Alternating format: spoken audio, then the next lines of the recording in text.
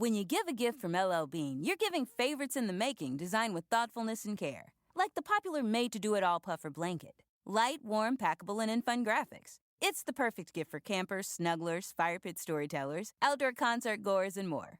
It even has snaps at the top so you can wear it like a cape. This holiday, find out why there's nothing like something from LL Bean. Shop the puffer blanket and more favorites at llbean.com/gifts.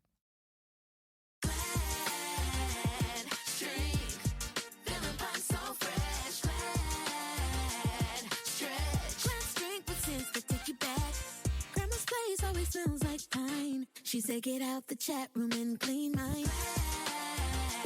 Stretch, feeling pine so fresh. The Glad Girl Group coming at you with a throwback jam. That was Glad Force Flex Drawstring Trash Bags featuring Pine Sol Original Scent. And that's better than all good. It's all Glad.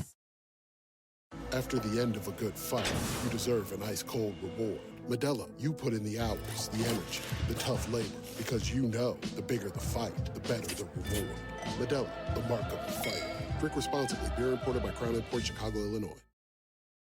Once upon a time, Amazon Music met audiobooks, and listeners everywhere rejoiced. Oh, yeah.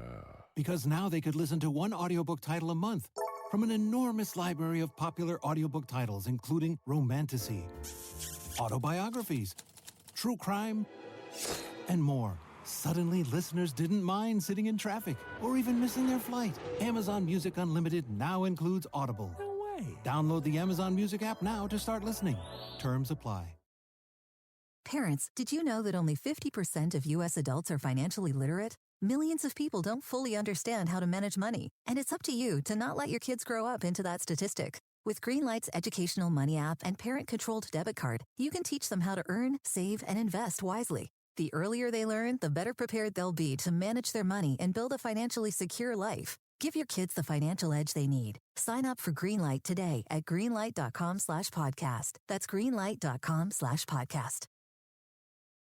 Today's episode will touch on sensitive topics such as sexual abuse, childhood abuse, drug overdose, suicide, and eating disorders. So if you are sensitive to this content, please listen at your own discretion. What is art without the muse? Many of Western art's most famous works are depictions of women. But who were these women? Do they have their own stories to share with the world? Hello and welcome to ArtMuse, a podcast that aims to reshape the ways in which we interpret well-known works of art by paying dues to the women whose images have been immortalized, but whose names and stories have been wrongfully overlooked. While these women's faces are familiar to viewers around the world, their identities have been largely forgotten. Together, we will appreciate these works of art from a new perspective, through the eyes of the women whose image stares back at us. Is the muse in actuality just as, if not more important than the artists themselves? And I'm your host, Grace Anna.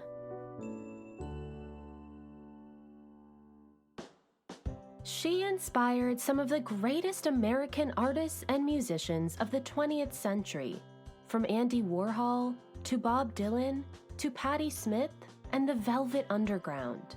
Dubbed the It Girl of the 1960s, her iconic look defined an entire era, the free-spirited counterculture spreading amongst America's youth. In her brief yet impactful life, she left an indelible imprint on American history and still inspires art, fashion, and culture today.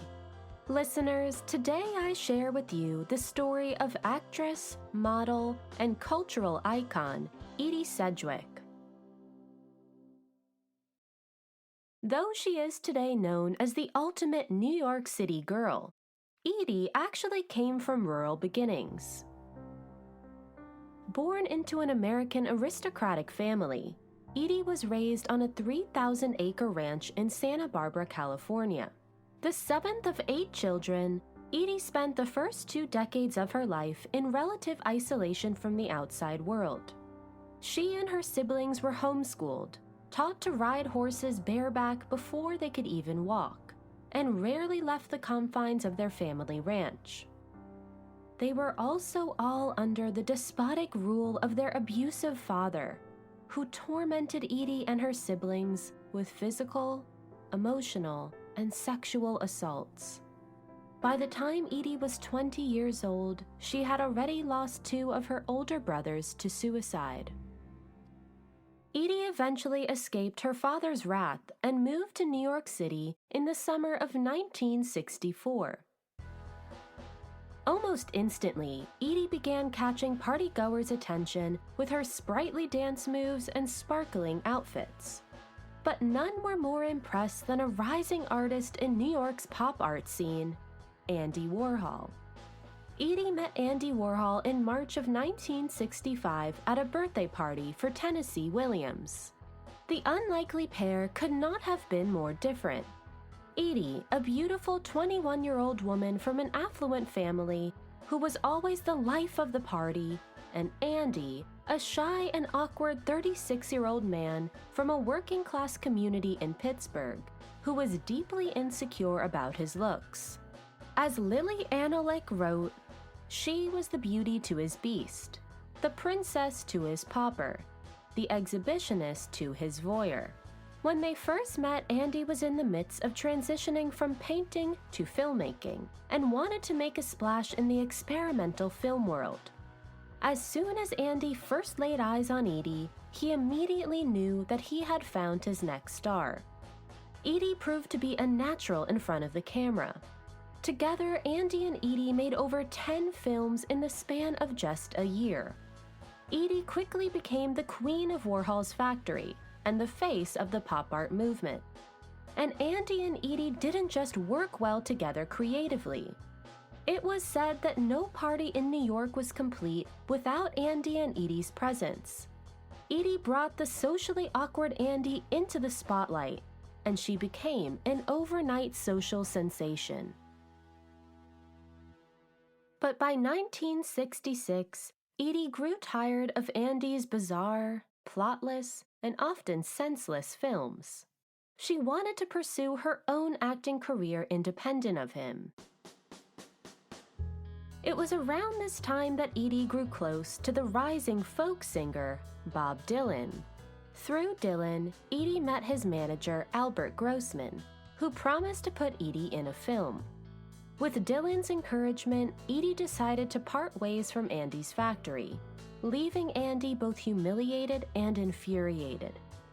Unfortunately, this decision would have devastating consequences.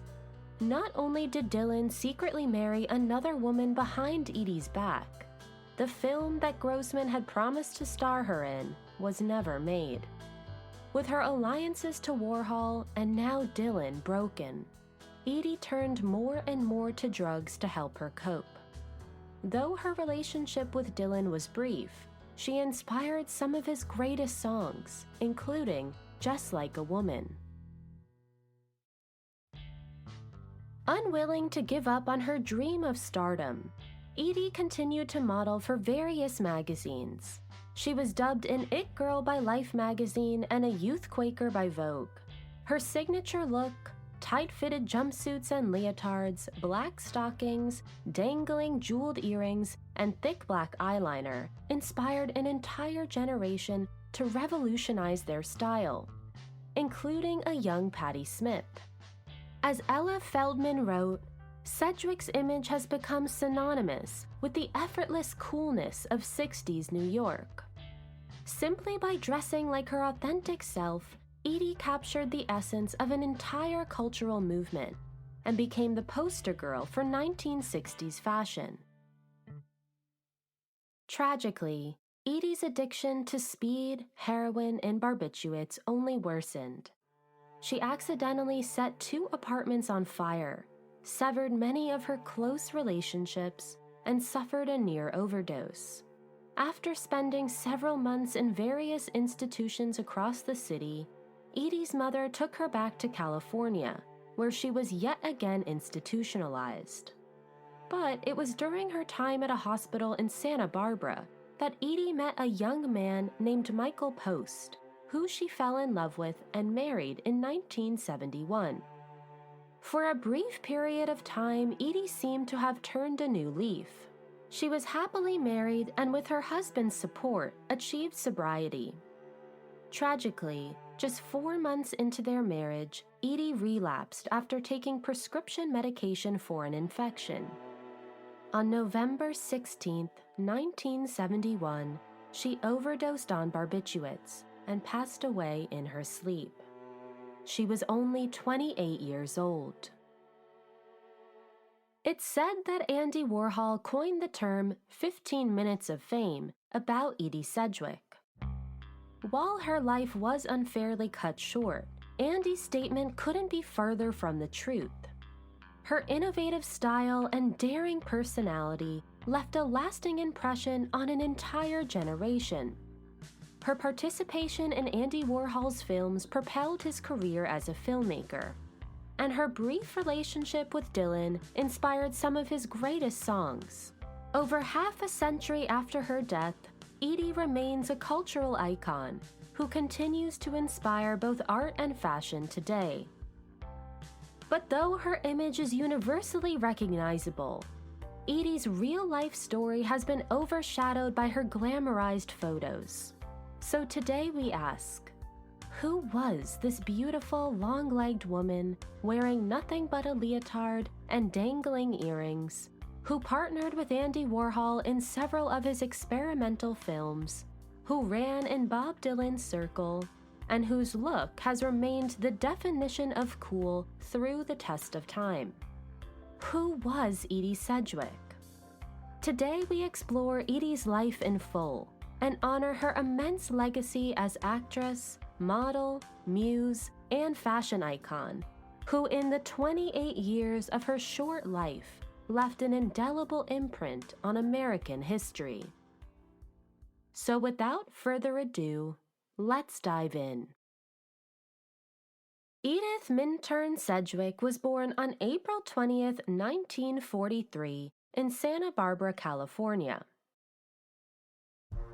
Her father, Francis Minturn Sedgwick, came from an ancient American aristocratic family, with roots dating back to the first Pilgrims. The Sedgwicks played an important role in the foundation of America, and many were prominent figures in the country's early history. Edie's ancestors on her father's side were friends with George Washington, others with Hawthorne and Melville, and one even signed the Declaration of Independence. By the time Edie's father was born, the Sedgwicks were long respected as one of the oldest and most elite families in all of New England. But the Sedgwicks had an equally dark history.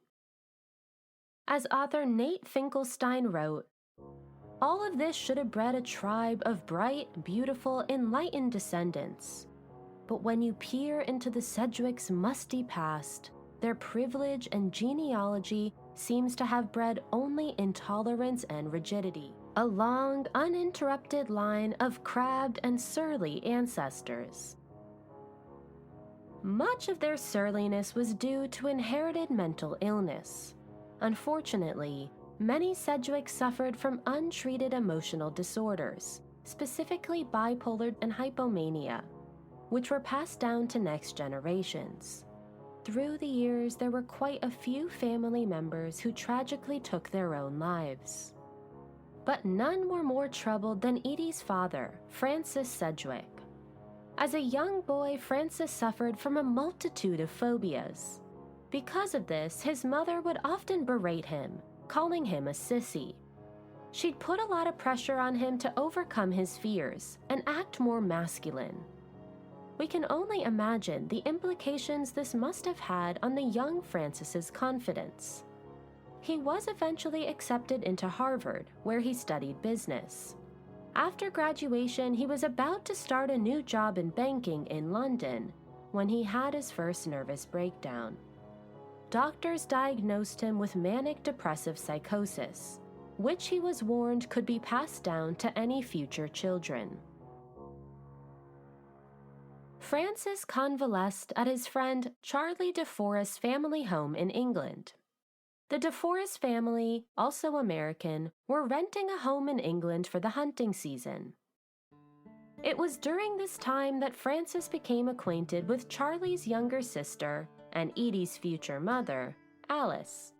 Despite his breakdown, Francis was an exceptionally good-looking young man, with charm to match, and Alice, a beautiful 19-year-old with exceptional talent as a pianist, was equally enticing.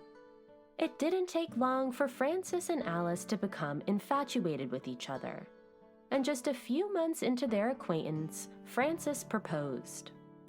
Despite her family's concern about Francis's mental health, Alice gleefully accepted, and the two officially tied the knot on May 9, 1929.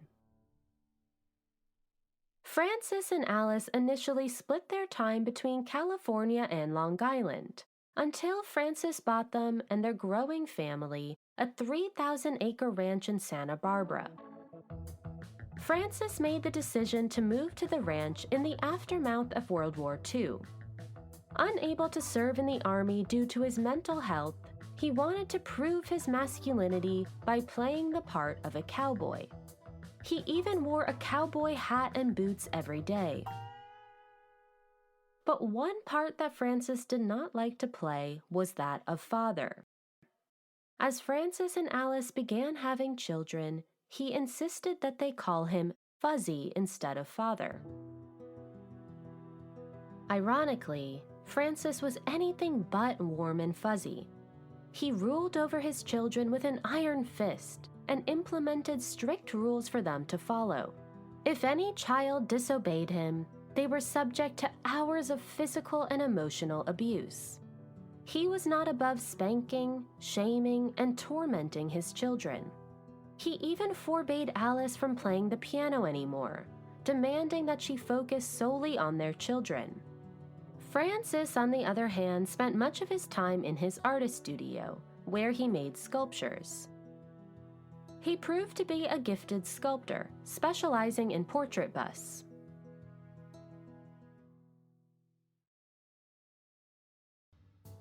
By the time Edie was born in April of 1943, she already had 6 older siblings. Fun fact, Edie was named after her great-aunt, Edith Minturn Sedgwick, a well-known socialite of the Gilded Age whose portrait was painted by the renowned artist John Singer Sargent. Edie was raised with her siblings on the family's massive ranch. She grew up surrounded by cattle, sheepdogs, and horses. In fact, she was only 14 months old when she rode a horse for the very first time. At a year and a half, she welcomed in a younger sister named Susanna, who became her closest playmate. Edie and Susanna would spend hours in their own imaginary world, crafting animal heads on broomsticks and riding them around the ranch, or pretending to be various farm animals. When Edie was 9 years old, her parents discovered oil on the ranch, which made them a significant amount of money. They used this money to move the family into a new sprawling ranch named Rancho La Laguna, which was almost twice as big. To Edie, this ranch became her entire world. She and her family rarely left its confines. The ranch even had its own schoolhouse, where she and her siblings were taught by hired tutors.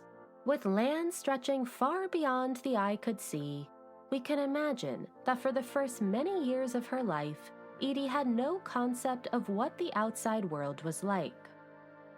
Instead, she spent her days riding bareback across the ranch's thousands of acres of sprawling fields and hills. Fearless from the start, she particularly enjoyed riding at night, under a star-filled sky, as well as through storms, finding the danger exhilarating. As her sister Susanna remembered, Edie had a streak of wuthering heights in her. She loved violent weather. We went through a thunderstorm on horseback up in the high mountains. I mean, as high as you can get on the ranch. A whooping thunderstorm. Edie wanted me to leave her alone up there. And when she wasn't riding horses through dark and stormy weather, Edie developed her own artistic practice. From an early age, Edie had a natural knack for drawing. spending hours upon hours sketching her different horses. Her father even began to jokingly refer to her as Miss Rembrandt. But Edie's love for writing and drawing may have been more than just childhood hobbies. Instead, they allowed Edie to escape into her own world, away from her father's relentless abuse.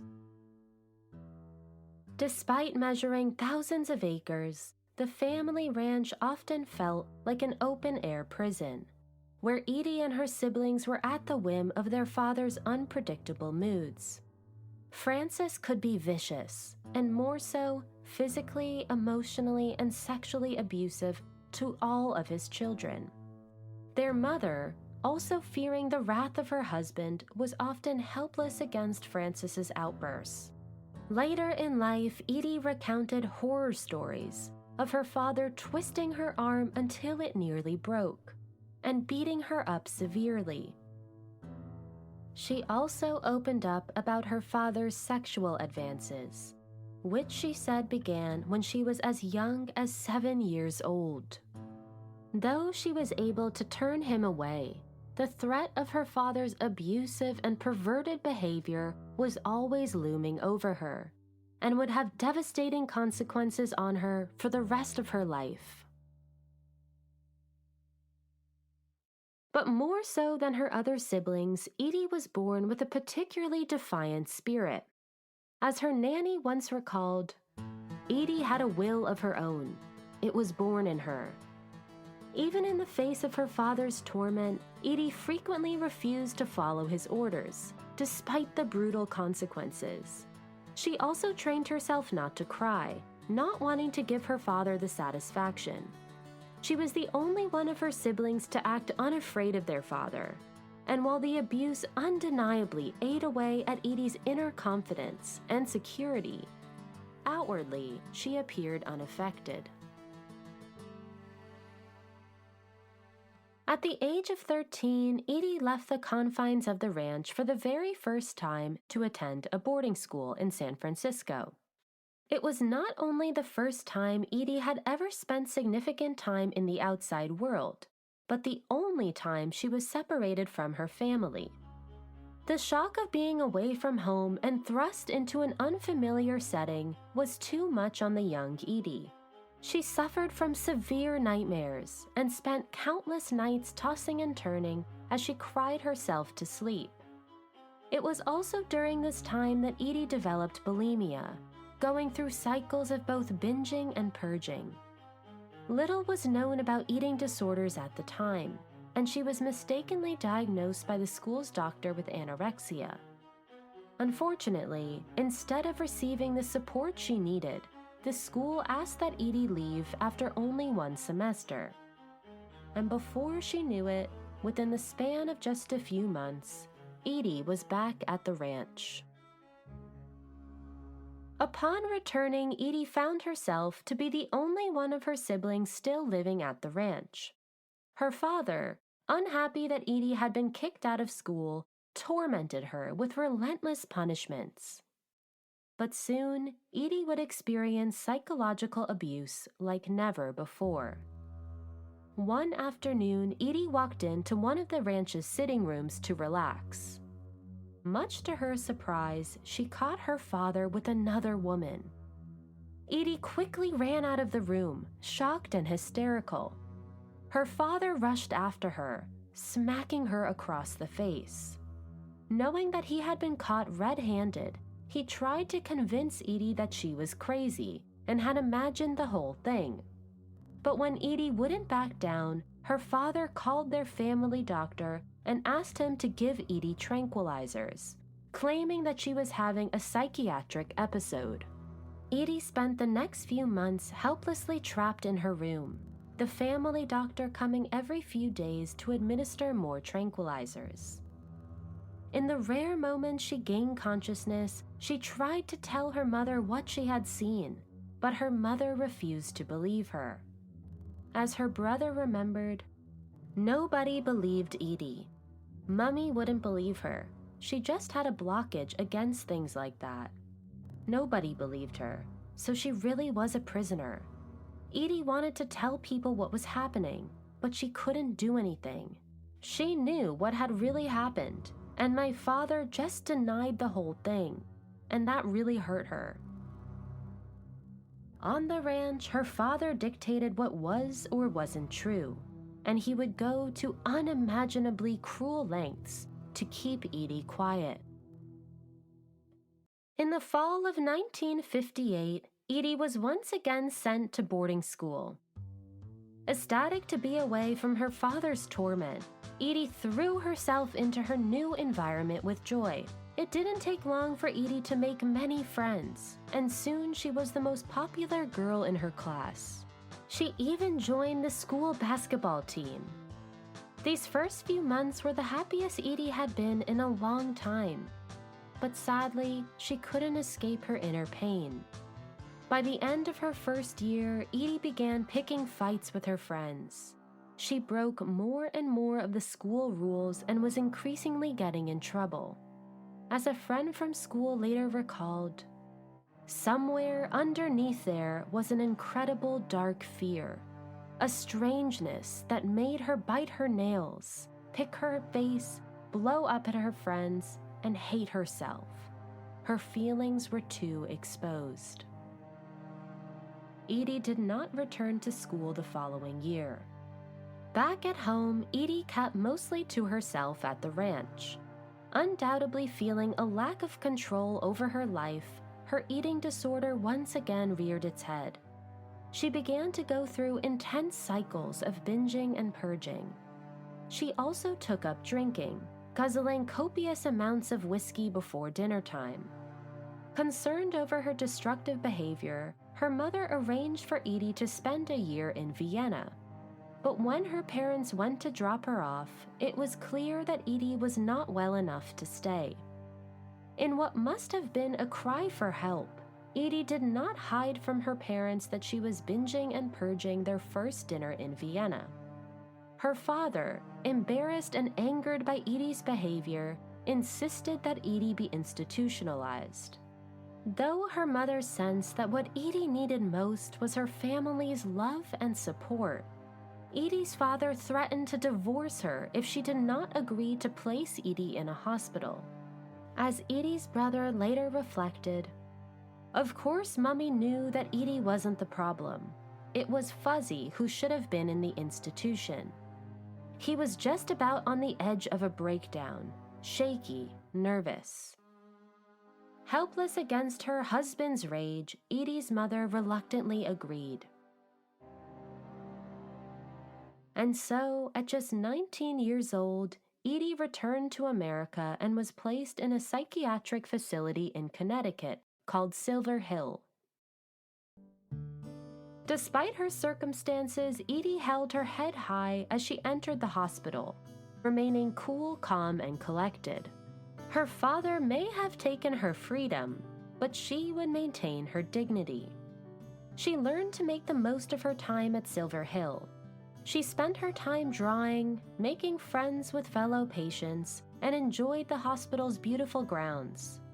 In a surviving photograph from this time, we see Edie sprawled across the bed while she kicks up her legs playfully. She smiles, almost deliriously, as if she is in the middle of a laughing fit. Though her circumstances were far from ideal, her time at the hospital must have been a welcomed break from the ranch, and more so, from her father's relentless attempts to control her life. Unfortunately, Edie's bulimia only worsened during her time at Silver Hill, until her weight dropped below 100 pounds. Though she seemed to be enjoying her time there, Edie clearly wasn't getting the professional support she needed. Now alarmingly thin, she was transferred to Bloomingdale Hospital, where she was placed in a closed ward under constant surveillance. Bloomingdale was much more strict, and Edie quickly became disheartened over her new situation. Not only did she face increased restrictions and isolation, she was also given a full course of electric shock treatments. Desperate, Edie knew she had to do whatever it would take to leave the hospital. She soon realized the quickest route to freedom was to comply with the hospital's regulations, so that she could work her way up to less strict wards. If she had to play the part of good patient to get out, she would. And her plan worked. Over time, Edie graduated from ward to ward, earning her more and more freedom each step of the way. The hospital eventually allowed her to take a temporary leave to spend time with her grandmother in New York City. It was also an opportunity for Edie to prove herself responsible enough to be discharged from the hospital. But during her time in New York City, she met a young man from Harvard, who she would lose her virginity to.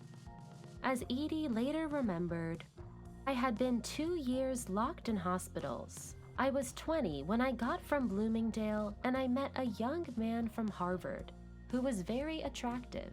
We made love in my grandmother's apartment, and it was just fabulous. I had no inhibitions or anything. It was just beautiful." For the young and restless Edie, a fun-filled night of passion was worth any repercussions she might face. But repercussions would come in an unexpected form.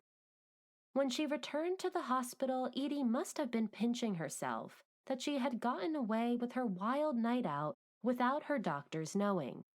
But when in a few weeks she didn't get her period, Edie was overcome with dread. As the weeks went by and still no period came, Edie feared she had gotten pregnant. As Edie later recalled, "I didn't get my period, and so I had to tell my doctor. I was terrified to tell them that I thought I was pregnant, but I finally did." We can only imagine how devastated Edie must have been that her one night of freedom had led to such serious consequences. Luckily, her doctors responded in kind. She was able to safely get an abortion through the hospital and was discharged shortly after. Though she spent that summer back at the family ranch, Edie longed to live independently from her parents. Aside from her brief time at boarding schools and the 2 years she was hospitalized, Edie had never lived outside the ranch. At 20 years old, she was ready to finally experience the world and build a life of her own. That fall, her mother arranged for Edie to move to Cambridge to study sculpture with her cousin, the artist Lily Saarinen. It's most likely that her parents agreed in hopes that Edie would meet a respectable Harvard man to one day marry. But marriage was the furthest thing from Edie's mind. What she wanted above else was the freedom to live her life authentically and to carve her own path. We'll continue our story after a brief word from our advertisers.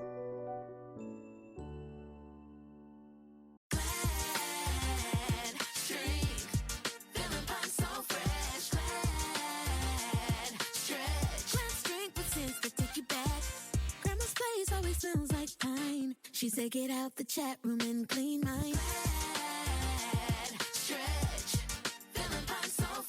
The Glad Girl Group coming at you with a throwback jam. That was Glad Force Flex Drawstring Trash Bags featuring Pine Sol Original Scent. And that's better than all good. It's all Glad.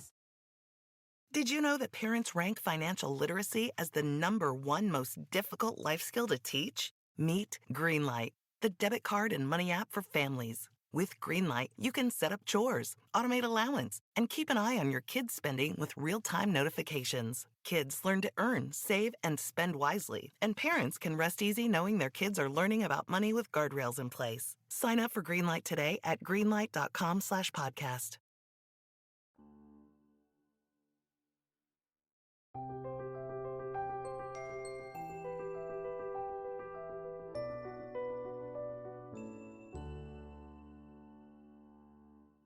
Welcome back, listeners. Now let's dive back in. In Cambridge, Edie proved to be a skilled artistic student. As her cousin later recounted, "She was the most talented young person I've taught art to. She worked frantically. She was very energetic. She never came out with much about herself, but she had so much to give and be creative about. She was full of beans. Edie spent the entire next year working tediously on a sculpture of a horse, an animal that she had spent ample time with at the ranch and was very near and dear to her heart.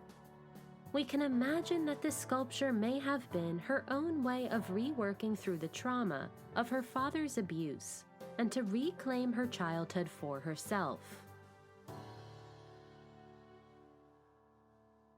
When she wasn't working at the studio, Edie began exploring Cambridge's social scene. For the first time in her life, she was surrounded by like-minded creatives and intellectuals, and she was eager to make new friends. As her friend Donna Lyons fondly remembered, she gave the impression of being born just before we met her, and of a raging desire to experience as much of life as she could. It didn't take long for Edie to turn heads wherever she went. Young, beautiful, and enthusiastic to socialize, Edie became the center of attention at every party she attended. Soon, she not only had a wide network of friends, but also a long list of male admirers. She dated a number of different men during her time in Cambridge. In a surviving photograph from this time, we see Edie with one of her boyfriends in a photo booth, posed as young lovers in various different silly expressions. But Edie was far more interested in discovering the world around her than she was in her relationships with men. Loving nothing more than to go out dancing, she was particularly drawn to Cambridge's queer circles. She had never before met a group of people so fun-loving and lively, and she felt a rare sense of safety when she was around them.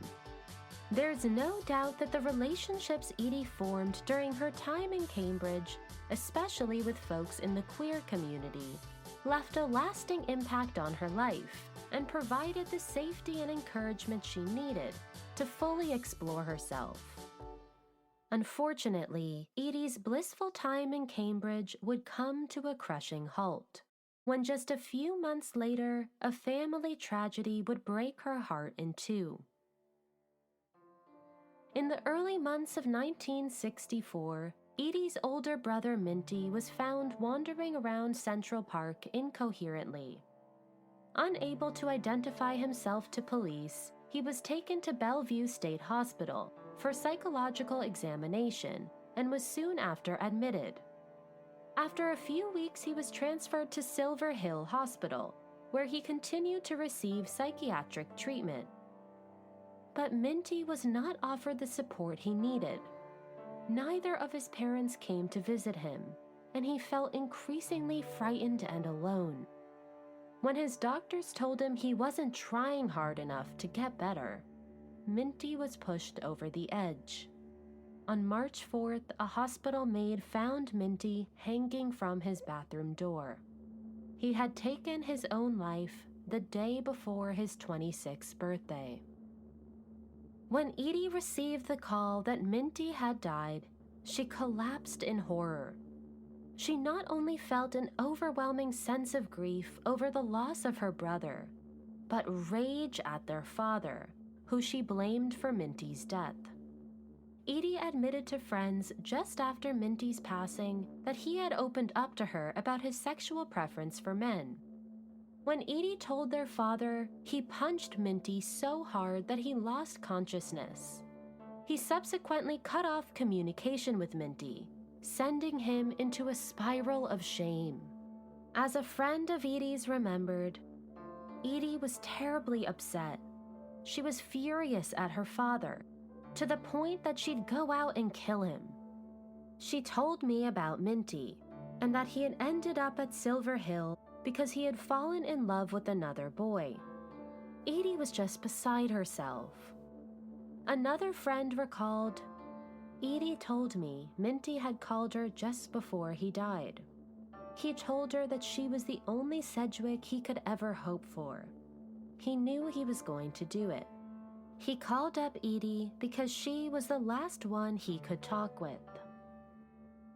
How did Edie feel to lose her brother in such a tragic way? To have been the last person her brother spoke to before he took his own life? Did she feel a sense of defeat? Or did Minty's death inspire her to continue to live her own life in the face of their father's abuse all the more? Shortly after Minty's death, Edie decided to move to New York City. The move was not only an escape from her grief, but also from Cambridge, which Edie had quickly outgrown after a few months. As her sister remembered, Cambridge was too suffocating for Edie. She had some opportunities in New York, bright lights, hit the big town there and kick up your heels and have fun. She wanted to be in a bigger space, and New York offered a bigger space for her. Her move to New York was made possible by money Edie had recently come into. When she turned 21, Edie inherited trust money from her grandmother, which allotted her financial freedom for the first time in her life. And so, in July of 1964, Edie buried her grief along with her belongings, loaded her Mercedes sedan, and moved herself to the Big Apple. New York City in the mid-1960s was in the midst of a cultural transformation. Rebelling against outdated ways, the youth were completely revolutionizing fashion and style, trading in long formal dresses for miniskirts and flared jeans.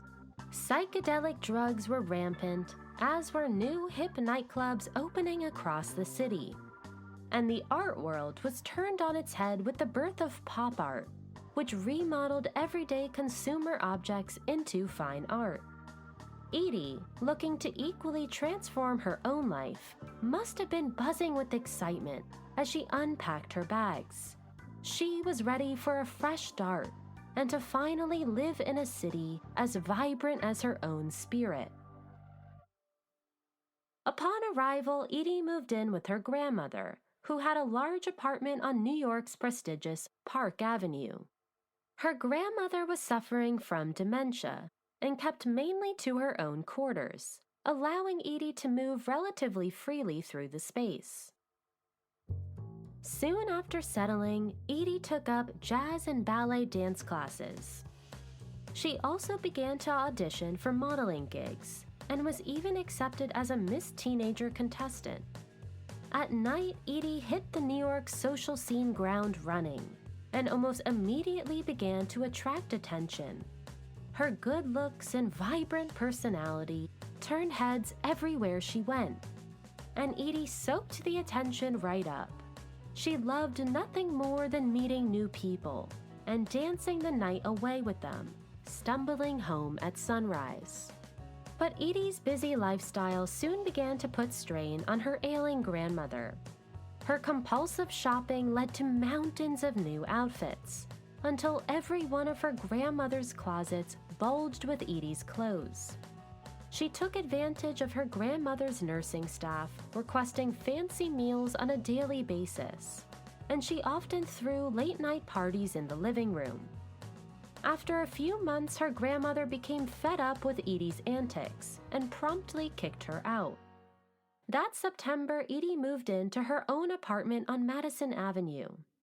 Though her mother helped her move in, Edie was now left completely to her own devices for the first time in her entire life. Once under the strict control of her father on a ranch isolated from the outside world, Edie suddenly found herself on her own, in a city where she could be whoever she wanted to be. As exhilarating as it was, Edie hadn't a clue as to how to take care of herself. She was never taught practical skills, let alone household tasks, and though she could saddle a horse in her sleep, she had no idea how to cook or clean dishes.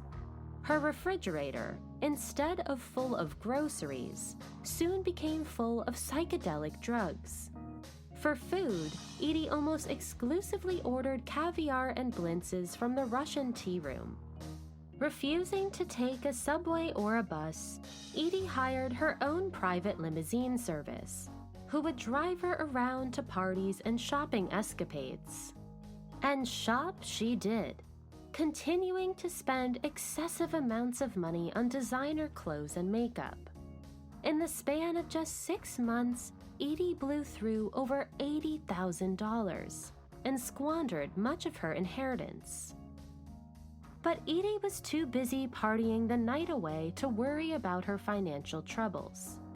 To Edie, New York City was her oyster, and every evening she party hopped between the city's hottest clubs and discos. She absolutely loved dancing, and her body buzzed with electrifying energy every time she stepped onto the dance floor. Once she started grooving, all eyes were on her, enchanting everyone around her.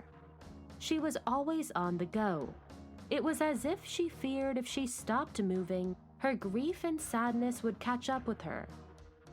Unfortunately, despite Edie's best efforts, another unimaginable tragedy was just around the corner, and no amount of dancing could save her from more heartbreak. When Edie first moved to New York City, she spent a lot of time with her older brother, Bobby, who was active among the city's leftist political groups. That Christmas, Bobby proposed that Edie should stay in New York to celebrate the holidays with him. As Edie's sister recalled, what Bobby wanted was to be with Edie. He wanted to spend Christmas together, just the two of them. Edie and Bobby were very much alike. I think he recognized himself in Edie, as if she were living out something for him.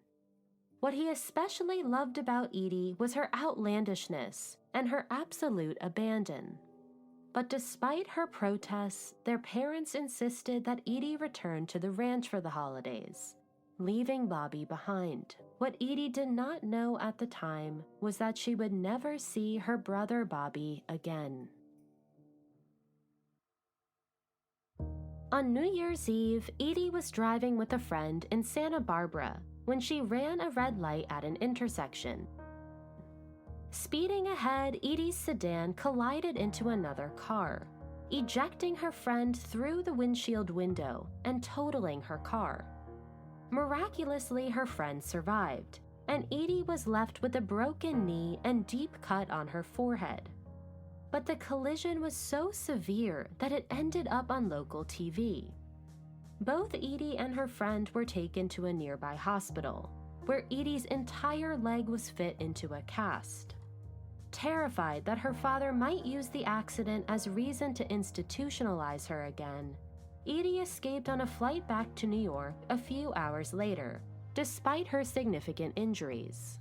On that very same evening, Bobby was riding around New York City on his motorcycle when he crashed into the side of a crosstown bus. Because he wasn't wearing a helmet, Bobby suffered a serious blow to his head and was knocked unconscious. Rushed to a nearby hospital, Bobby soon after slipped into a coma and died a few days later at just 31 years old. As she hurried back to New York, Edie had no idea that Bobby had been in such a serious accident. While she was recovering in her apartment, Edie received the shocking news that Bobby had passed away. How did Edie feel to lose two brothers within the span of a year? That on the same night of her brother's fatal accident, she had also gotten into an accident, but survived. That she wasn't even able to say goodbye to Bobby. Did she feel that life was cruelly unfair? Though to most Bobby's death seemed accidental, Edie became convinced that, like Minty, their father and the Sedgwick family curse were to blame. As she later reflected, "It was as if I'd been standing on the very corner, waiting for it to happen, waiting for the curse to play itself out in the family." Even if indirectly, Edie could see the tragic ways in which her father's abuse ate away at each of her siblings, and one by one led to their untimely ends. Edie continued to bury her grief by partying, dancing, and taking drugs. But little did she know that one of these parties would forever change the course of her life. On March 26th, Edie was invited to a birthday party for the famous playwright Tennessee Williams. The party was hosted by a man named Lester Perksey, who had heard about Edie through the New York social grapevines. Perksey was good friends with the rising pop artist Andy Warhol and knew that Andy was on the search for his next star. Sensing that Edie may be the perfect girl for Andy's ambitions, Perksey arranged for the two of them to meet at the party. As Edie walked in a leotard, black tights, leopard jacket, and a beehive hairdo, Andy Warhol's breath was immediately taken away. He turned to a friend and excitedly whispered, "Oh, she is beautiful," making sure to emphasize every syllable. Off the bat, Andy was charmed by Edie's innocence. He found it especially endearing that she knew very little about pop art, which she jokingly called Pop-Tart. He could also sense that behind Edie's outward beauty was a lot of emotional pain, a dichotomy that greatly interested him. As Andy later reflected, "I could see that she had more problems than anybody I'd ever met. So beautiful, but so sick. I was really intrigued." In this way, Edie reminded Andy of Marilyn Monroe, one of his childhood obsessions and greatest artistic inspirations. Not only did Edie and Marilyn bear a striking similarity superficially, with deep brown eyes, milky skin, and a luscious smile, but also in their ability to radiate outwardly while masking the pain they felt inwardly. Andy's infatuation with Marilyn Monroe stemmed from boyhood. Born in Pittsburgh into a Slovakian immigrant family, Andy had a far from glamorous childhood. His father died working in the coal mines when Andy was only 13, and his mother became overly controlling of him. Andy was not only raised in impoverished conditions, but suffered from a number of illnesses. He was diagnosed with sydenham chorea, a neurological disease that caused his limbs to shake uncontrollably and kept him bedridden for weeks, as well as several skin conditions such as acne and rosacea, which left his skin permanently scarred. Often Andy's only escape from his hardships was watching films and fantasizing about the fabulous lives of movie stars. His obsession with celebrity culture would of course later inform much of the pop art he is most famous for today. And we can imagine this is why Andy was immediately drawn to Edie as well. To put it simply, Edie was everything Andy was not. While he was socially awkward, uncomfortably shy, and insecure over his pale and pockmarked skin, Edie was charming, outgoing, and remarkably beautiful.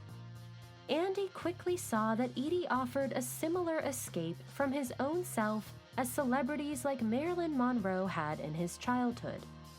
Andy knew he had found his next star, and he couldn't wait to capture her on screen. Before they parted ways, he invited Edie to visit his studio. Though Edie wasn't quite sure what to make of the awkward artist, she was intrigued enough to oblige, and they made plans for the very next day. We'll continue our story after a brief word from our advertisers. Parents, did you know that only 50% of U.S. adults are financially literate? Millions of people don't fully understand how to manage money, and it's up to you to not let your kids grow up into that statistic. With Greenlight's educational money app and parent-controlled debit card, you can teach them how to earn, save, and invest wisely. The earlier they learn, the better prepared they'll be to manage their money and build a financially secure life. Give your kids the financial edge they need. Sign up for Greenlight today at greenlight.com/podcast. That's greenlight.com/podcast.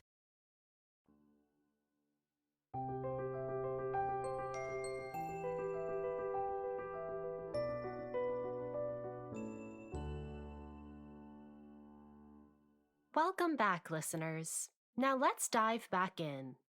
Andy's studio, more famously known as The Factory, was located in an old industrial factory in Midtown. To enter, one had to ride a rickety freight elevator up to the 4th floor. But once the elevator doors opened, you were transported into another world. Everything in Andy's factory was covered in silver, from the walls to the floors to the furniture, and only an elite group of people were allowed into the space. To even get an invite was like a special badge of honor. Andy particularly liked quirky people. In fact, the stranger a person was, the more likely they were to be included in his clique. As author Nate Finkelstein described, as the great, clattering freight elevator arrived on the 4th floor, heads would swivel with jaded interest to see what entertaining, new curiosity the rattling cage would disgorge. Somebody interesting, to be sure. Really anything could happen, and did at the factory. When Edie stepped out of the janky freight elevator into the factory for the first time, all eyes were on her. How did Edie feel as she first walked into Andy's bustling and bizarre world?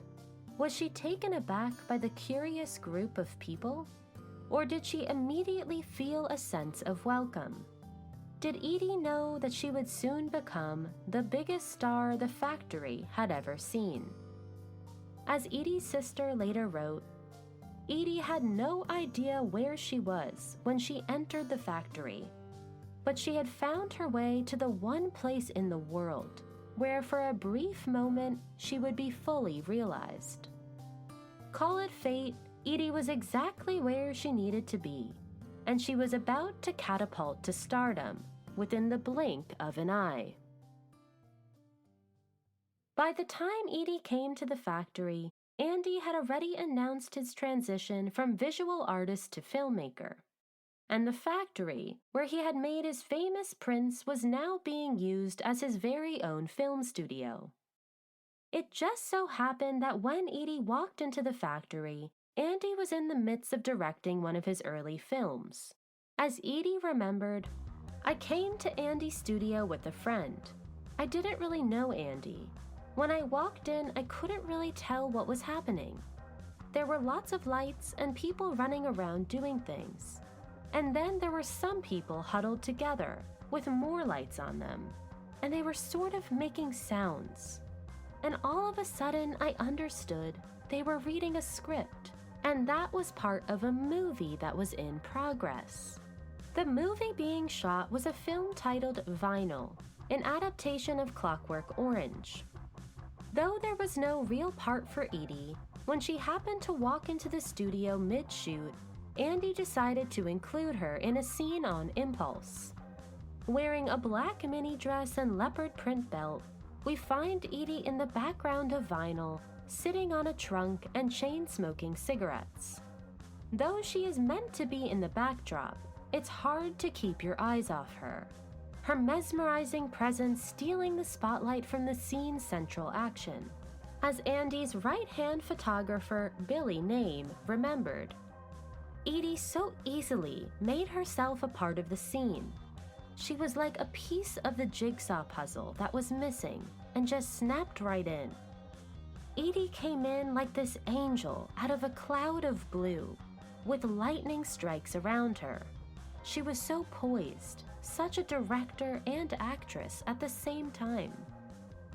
Though only a cameo, it was clear to Andy and his tribe of creatives that Edie was a natural in front of the camera and had serious star potential.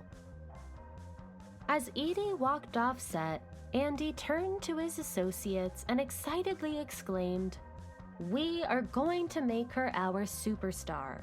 She will be the queen of the factory." He quickly began to write a film centered on Edie, eager to get her in a leading role. A few weeks later, he asked Edie to star in a film titled Poor Little Rich Girl. The film essentially follows Edie going about a typical day. She wakes up, orders orange juice and coffee, chain smokes cigarettes as she makes some calls, and picks out her party outfit for the evening. Shot in her apartment, Poor Little Rich Girl gives us an inside look into Edie's day-to-day and feels like an intimate and realistic portrayal of her. As Andy described, "I wanted to make a movie of a whole day in Edie's life. To play the poor little rich girl in the movie, Edie didn't need a script. If she needed a script, she wouldn't have been right for the part." The more time Andy spent with Edie, the more enchanted he was by her. He wanted to capture every detail of her very essence, her quirkiness, her restlessness, her frailty, and also her strength. He became wholly enamored and consumed with Edie. His obsession reached the point where it almost seemed as if Andy wanted to be Edie, living vicariously through her. As the writer Truman Capote once said, "Andy wanted to be Edie, would have liked to have been everything she was, a beautiful, aristocratic girl, someone so self-possessed that people's heads turned when she entered the room, and whom everyone loved on sight." Though many claimed Andy Warhol incapable of love, he certainly seemed to be wholly enamored with Edie. Their budding relationship was not without its perks for Edie as well. Edie found Andy and his circle of creatives incredibly exciting. The factory was filled with interesting people on a daily basis, and there was rarely a dull moment. It became a safe space for Edie to finally be whoever she wanted to be, free of her parents' control. The members of the factory became her new family, and she flourished in their presence. And none were more supportive than Andy himself. For the first time in her life, Edie felt fully seen by someone. Andy provided her with a purpose and showered her with praise and validation. In many ways, Andy became the father figure Edie never had. There are a number of noteworthy similarities between Andy and Edie's father. They were, of course, both talented artists, successful in their own fields, but they shared a number of darker qualities as well. They were both insecure men who used excessive control as a means to feel more confident. Just as Francis ruled over the ranch like a despot, Andy took similar court at the factory. As Edie's sister later reflected, her new life became, in a bizarre way, a reflection of many of the features of her life with our father. It revolved around a dangerous, powerful man who was in control of everything in sight. Despite some of the shadow aspects of their relationship, Edie and Andy were able to provide one another with what the other was missing. Andy offered Edie a whole new exciting world for her to express herself freely in, and Edie helped Andy get out of his shell and break through his shyness. When he was standing next to Edie, he felt as glamorous as the celebrities he idolized as a child for the first time in his life. The two quickly became inseparable. When they weren't together physically, they spent hours on the phone sharing every detail of their days. They even began to look like one another. Edie cut her hair short and sprayed it silver to match Andy's, and they dressed in identical outfits, referring to themselves as the Silver Twins. They began attending events all around the city together. Edie took Andy to popular discotheques and bars, and Andy brought Edie to gallery openings and collectors' parties. It didn't take long for them to become the most sought-after duo in all of New York. No party was complete without their appearance. That April, when they attended an opening at the Metropolitan Museum, Andy and Edie drew more attention than even Lady Bird Johnson. And when they went to New York's famous 50 Most Beautiful People party, they upstaged the social icon Judy Garland. Edie and Andy were idolized everywhere they went, and it was clear to all just how much they flourished in each other's company. Though Andy had already achieved fame through his art, Edie was the one to transform his image from uncomfortably awkward to cooler than cool. As the poet Rene Ricard once wrote, Edie brought Andy out. She turned him on to the real world. He had been living in the demi-monde. Edie legitimized him. He'd never went to those parties before she took him. He'd be the first to admit it. One of the most telling examples of Edie and Andy's dynamic is their appearance on the Merv Griffin talk show in October of 1965. As they walk out, Edie quickly explains that Andy Warhol is not used to public appearances and will not be speaking. Instead, he will whisper any necessary comments to her, and she will speak them out loud. In the clip, Edie not only speaks eloquently on the experimental films she and Andy collaborated on, as well as masterfully describes the meaning behind Andy's pop art, but she is quite literally the vessel in which Andy communicates himself through. As Andy sheepishly shrugs off most questions directed at him, or shyly whispers in Edie's ear, he clearly slinks behind Edie's natural radiance and confidence. The clip reveals both the literal and metaphorical ways in which Andy lived through Edie and used her as the medium through which he communicated his message. As the saying goes, behind every great man is a great woman. But today we challenge that age-old adage and propose that behind every great woman is an insecure man living vicariously through her.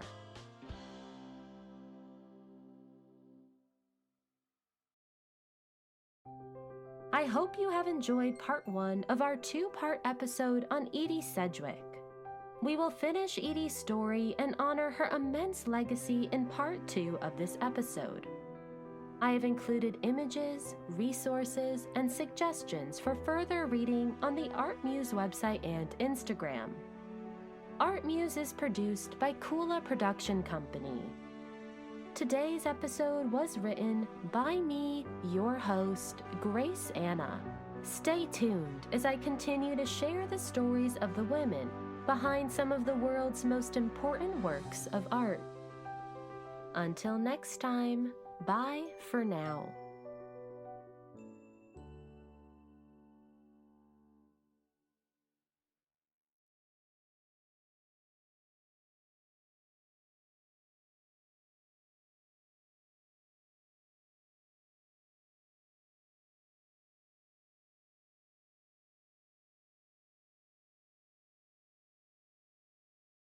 Did you know that parents rank financial literacy as the #1 most difficult life skill to teach? Meet Greenlight, the debit card and money app for families. With Greenlight, you can set up chores, automate allowance, and keep an eye on your kids' spending with real-time notifications. Kids learn to earn, save, and spend wisely, and parents can rest easy knowing their kids are learning about money with guardrails in place. Sign up for Greenlight today at greenlight.com/podcast.